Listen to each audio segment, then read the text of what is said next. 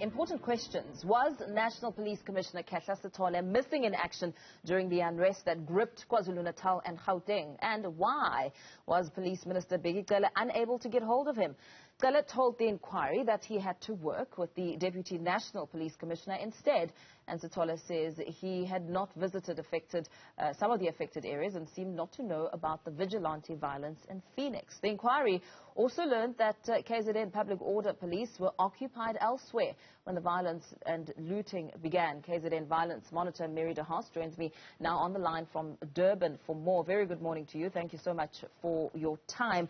Interesting responses as we sat and watched the police commissioner answer some of these questions. And at one point he said it's not necessarily a gross dereliction of duty, it was a shortcoming of intelligence. One explanation, as the National Police Commissioner was asked and quizzed about what exactly happened in July. What did you make of some of those responses?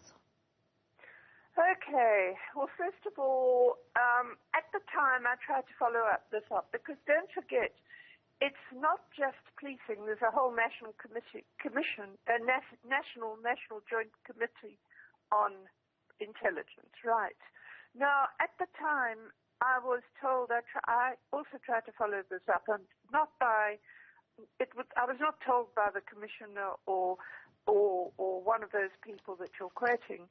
But it's true that what the former Minister of Defence said, there was no intelligence at a national level. Don't forget, this national committee consists of both national intelligence and police. What had happened was that before the arrest of former President Zuma, there was information that there would be a potential threat at the time of the arrest, and there were a lot of people, a lot of police deployed in this province for the arrest of Zuma, and then everything fizzled out. So the former Minister of Defence is quite correct that there doesn't seem to have been any firm intelligence about the looting, the mayhem that will follow.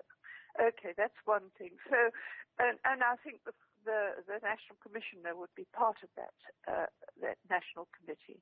So, as I said, nationally there seems to be nothing coming through from this province. Okay, that's the first thing. The other thing is that there are tremendous problems with intelligence in this province. It's a very mixed bunch. If you're looking at crime intelligence, you've got people that are trying to do their work, but you've got people who are on record in crime intelligence of making trouble. Because I just want to remind everyone about the leaked intelligence report. It was reported in the News 24 newspapers and in the independent newspapers that a couple of years back there was a report surfaced, a leaked report that was showed that some members of crime intelligence in this province from the apartheid era were running a political hit squad. The report was given not to the National Commissioner, but to the Minister of Police by the then Head of Intelligence, General Jacobs, and it was not acted on because it was seen to be embarrassing. Now, that's very, very serious. You've got people with in-crime intelligence in this province who were running a hit squad that apparently killed Cindy Zimmerman. Nothing was done about it, and further reports were that the National Commissioner Sitole was asking for a copy of the report, so he hadn't been given a copy of the report. So you see the sort of things that are happening. Now, the other thing, and this is just so blatantly obvious, that the trouble was obvious, the problem was obvious to all the day after Zuma was arrested. The roads were being blocked. The national roads were being blocked, the N2, the N3, and it was absolutely obvious without an intelligence report that the army should have been deployed there.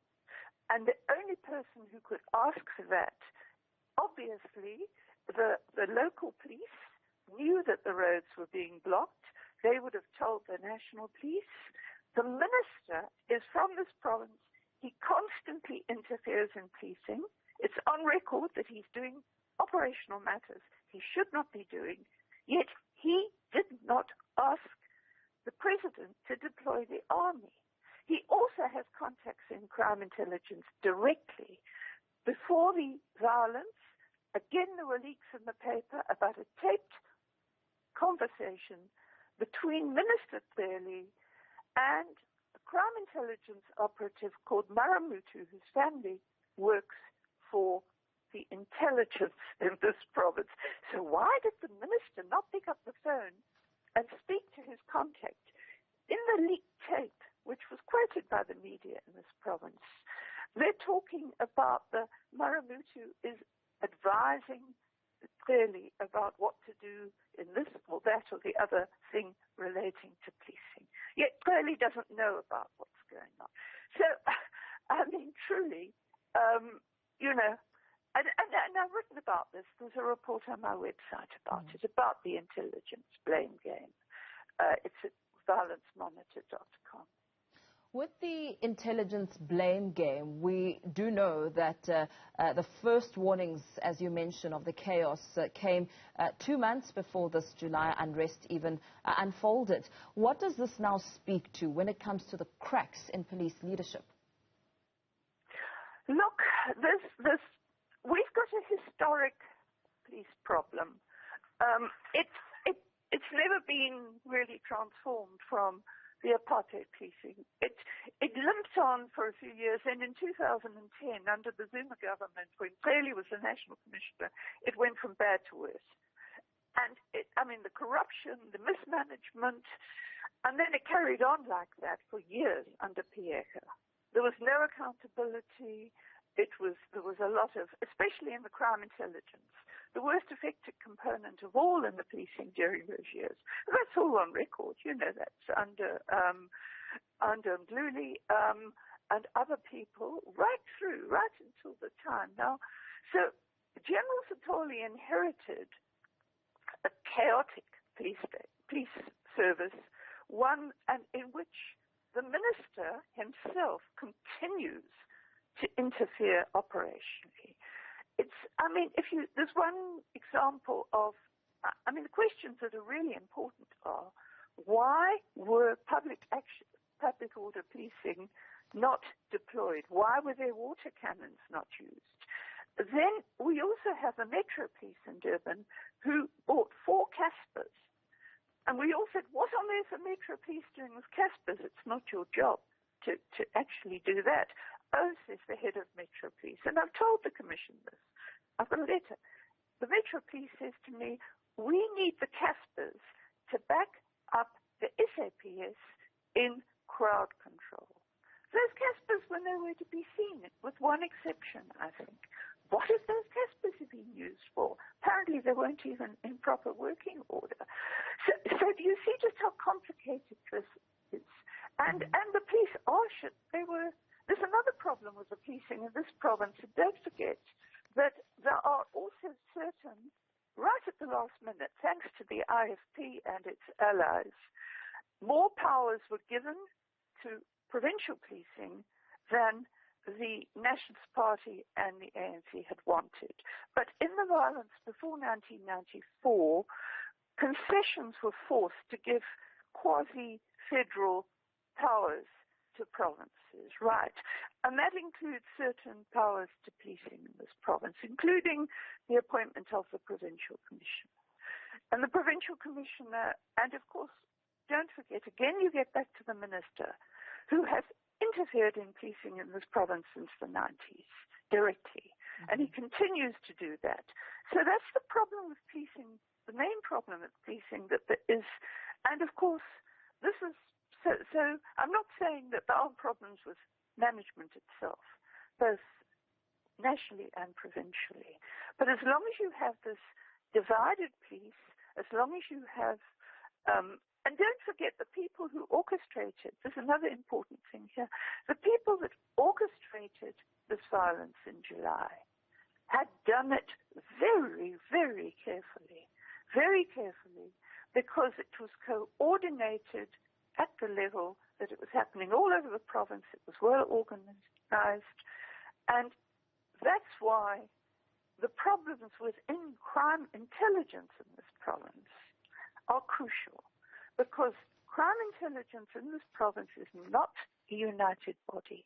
It's got people who do their best, who are striving to do their best, but it's got a whole lot of people from the apartheid days who may, for all we know, still be doing what they were doing. If you'll allow me to just interrupt you, Mary, very quickly. If we take a look at the violence barometer, so to speak, in KwaZulu-Natal, the impact of these unrests in a place like Phoenix, where does it leave the levels of violence? Is this unrest perhaps the big veil that has been unveiled when it comes to maybe encouraging those conversations to take place and those solutions to be found when it comes to violence and its impact on communities like Phoenix? Oh, look, I mean, it's just highlighted what's going on all the time. Right now, in another not far from Phoenix, a peri-urban area, taxi drivers are forcing buses out of the area, the buses that people rely on to get into nearby towns, and no one is doing anything about it. You know, you're not going to deal with violence in this place until you deal with the taxi industry. That's where these hitmen come from. That's where the mafias are, within the taxi industry. And they haven't, in this place right next, as you go past Phoenix, up and under, you eventually get to Ndwedwe. It's a very big peri-urban area. There people, the bus drivers were killed. I had warned the police, and this is what I mean about continuing policing problems. I'd warned the police about the buses blocking the taxis. They failed to take action. 2 bus drivers died. So when you talk about violence, it's happening all over the province. And again, I just want to say that some police, and I would not want to say write off the police altogether, because some police are really trying to do their jobs. Yeah, we're going to have to leave it there for now. I'm sorry to come and cut you, KZN Violent Monitor Mary de Haas. We've run out of time. Thank you so much for giving us that overview, of course, trying to make some sense of some of the answers that we're finding as the SA Human Rights Commission conducts those testimonies, really looking into probing the July civil unrest.